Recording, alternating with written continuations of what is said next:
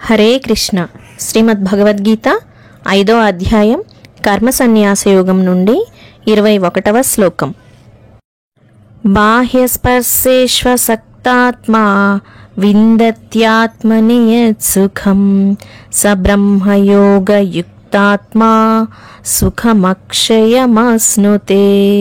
మరొకసారి, బాహ్యస్పర్శేష్వసక్తాత్మా విందత్యాత్మని యత్సుఖం స బ్రహ్మయోగయుక్తాత్మా సుఖమక్షయమశ్నుతే.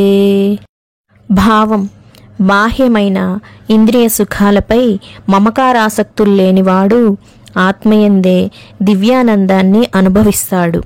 యోగం ద్వారా భగవంతునితో ఐక్యమై అంతులేని ఆనందాన్ని అనుభవిస్తారు అని శ్రీకృష్ణ పరమాత్మ అర్జునునితో పలికెను.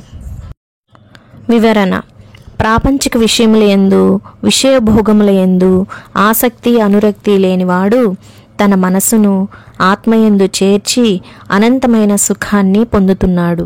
అటువంటి వాడు ఎల్లప్పుడూ బ్రహ్మనిష్టయందే ఉంటూ అంతులేని ఆనందాన్ని పొందుతాడు.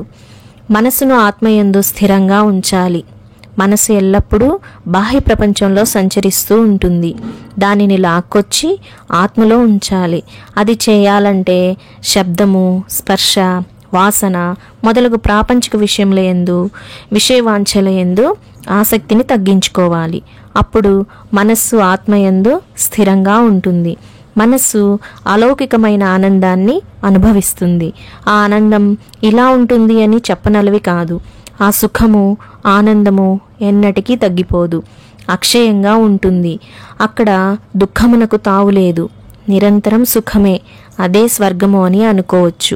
ఈ వీడియో నచ్చిన వారు తప్పకుండా సబ్స్క్రైబ్ చేయండి, లైక్ చేయండి, షేర్ చేయండి, కామెంట్ చేయండి. ధన్యవాదాలు.